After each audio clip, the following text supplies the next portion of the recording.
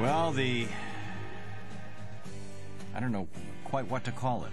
I'm just astounded. The hate wars have begun.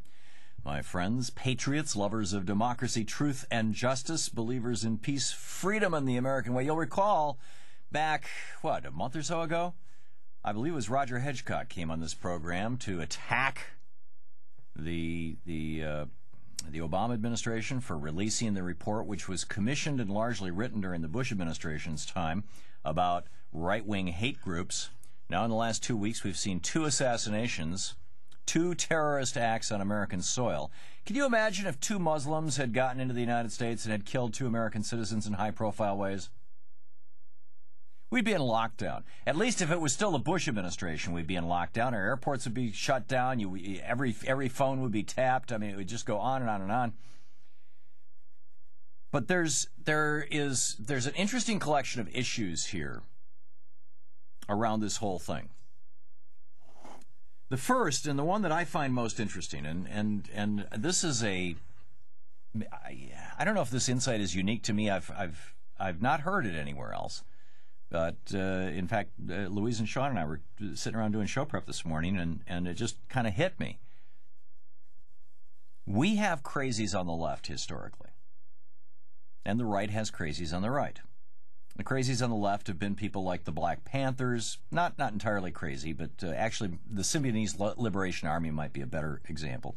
The Weather Underground, the Earth Liberation Front. And I call them crazies in as much as all have been involved in acts of violence. Again, arguably not so much the Black Panthers. Perhaps that was a bad example. Let's say the SLA. And then on the right, you've got crazies like Tim McVeigh and J.B. Stoner, involved in the assassination of Martin Luther King, James Earl Ray, this guy who did the assassination yesterday. I don't even want to mention his name. I suppose I'll have to at some point. But in any case, I'd much rather remember the fellow who got shot, but you've got the crazies on the right, the ones the guy who killed Dr. Tiller, the abortion provider, and now this crazy who killed. Now, what's the difference between the crazies on the left and the crazies on the right? This is where I think it gets really interesting. The crazies on the left tend to be people who've gone off the rails about things that otherwise I think most Americans would agree on. The SLA and some of the other marginal African-American groups back in the 50s and 60s and 70s, well, the 60s mostly and the 70s, they were, they wanted there to be civil rights. The crazies on the left, again, the Earth Liberation Front, they're working for the environment. The Weather Underground, they were working for peace to end the Vietnam War. The crazies on the right, however, and, that's not to justify them. That's just to say I just find this very interesting, that those folks who go off the edge with violence on the left are typically working for causes that broadly help the common good, whereas the ones on the right are the ones that are basically about hating people, hating blacks, hating Latinos, hating Jews, whether it's Tim McVeigh or J.B. Stoner, James Earl Ray, or whether this guy yesterday or the guy who killed Dr. Tiller. Mark, is it pronounced Potok, Mark? Yeah, it is, Potok. Uh-huh. Mark Potok is the director of the Intelligence Project at the Southern Poverty Law Center, splcenter.org, a great organization. For many years, I contributed to the Southern Poverty Law Center and was on your postal mailing. I mean, I'm talking, we're going back a long, long way. And it's great to have you on, Mark. Thanks for being with us. Well, thanks so much for having me. First of all, I'm curious about your thoughts on my observation. I've heard nobody comment on this, that on the left, back in the 60s, 70s, 80s, well, even now, today, with the Earth Liberation Front, Trey Arrow here in Oregon was just sent to prison for vandalism. We've had people who are violent, but it always seemed like they were working for a greater cause. Maybe the people on the right think that they're working for a greater cause. I mean, I've been looking at some of these posts. Obama is missing. The American people demand to know who sent you. Obama's lived for 48 years without any footprints. None. No Obama documentation. This is from one of the websites that this crazy guy yesterday. Tell me, address these issues, Mark, please. Well, I mean, I heard a bit of what you said in the intro, and I agree with that. I mean, the left, even the radical, even the violent radical left, seems to me to be different in kind than the radical right. I mean, as you said, I mean, even the weathermen who, at some points murdered cops and so on, really were attempting to make a better world, such as it was, for all of us. They were trying to end the war.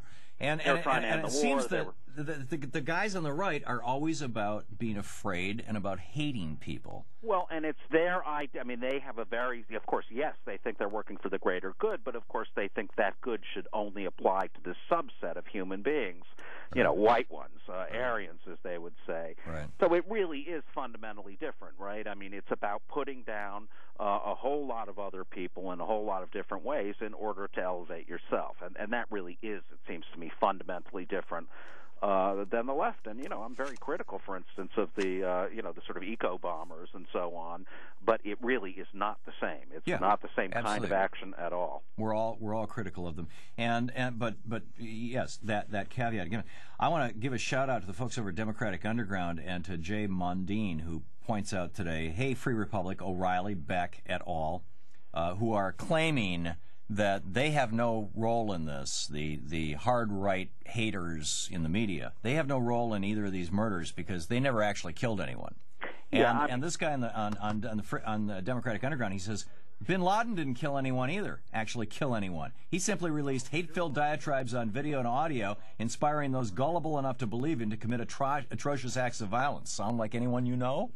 Yeah, I mean, there's a lot of truth to that. Of course, the difference is Bin Laden's actually giving orders, and whatever Limbaugh is, presumably he's not giving orders to shooters. Yeah. But, the reality is Limbaugh et al. React with fury at the idea that their words, really, that their propaganda could have any relationship whatsoever to criminal violence, and that is so obviously false, one hardly knows where to begin.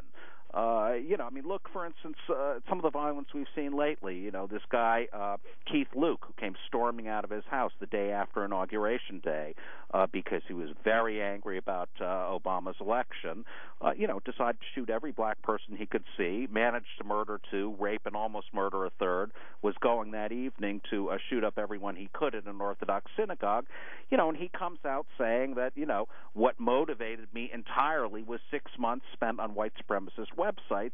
I've become convinced that, in fact, the white race is being subjected to genocide. That doesn't relate to Limbaugh, but or people like him, but there is an enormous amount of violence that's come, for instance, out of the nativist movement. Mm-hmm. And that has, in my opinion, been clearly aided and abetted by the likes of Lou Dobbs, the people who get on national television and say, these people are bringing leprosy to our shores. They have a secret plan to reconquer the United States. They are vastly more criminal than American natives. These things are all completely 100% false. But, in my opinion, when they're presented by authority figures, by pundits and politicians and preachers to literally millions of Americans, it's not that surprising when a guy, for instance, goes out and shoots up a Unitarian church because he's read Limbaugh and O'Reilly and so on, decided that liberals are, the scourge of the earth. Newsmax is reporting today that Obama outrageously compared the Nazi killing of 6 million Jews to Israel's treatment of the Palestinians, which on its face, by the way, is false. And then they're quoting a rabbi for condemning him for this. I mean, it's like they just never stop, these guys. Yeah, look, when I think about the radical right and these people, I think, obviously, and yesterday's events show very clearly, they pose a very real threat of criminal violence to a number of people. But I think that the larger and more ultimately noxious sort of social poison that they're putting out is the propaganda, which is very much aided and abetted by mainstream figures. So, if these were only people on the fringes of the fringe talking to one another and grumbling about, we really need to kill all the Jews, we need our own set of concentration camps, it might not amount to a whole lot. But the fact is they're influencing the larger society, and sometimes in quite dramatic ways. And I think that is the reason why really Americans sort of need to be aware of what's really going on out there. that there really is a movement that produces quite a lot of violence and a hell of a lot of propaganda, and that movement is essentially deforming our democracy in certain ways. And I would submit, in fact, I helped write a book about this called Legacy of Secrecy, that exact same kind of rhetoric was happening in the 60s, and it led directly to the assassination of Martin Luther King. Mark, can you stick around for another segment? I can. I'm going to have to leave at the bottom of the hour, absolutely. That's fine. Yeah, we got about a 4-minute break here, and then because I want to get into some of the details of what's going on, the actual numbers and the actual stories. And I know you guys have been tracking it at the Southern Poverty Law Center, and we've been talking in generalities up to this point. Let's get right down to where the rubber meets the road and talk about what's really going on. Mark Potok with us. SPLcenter.org is their website.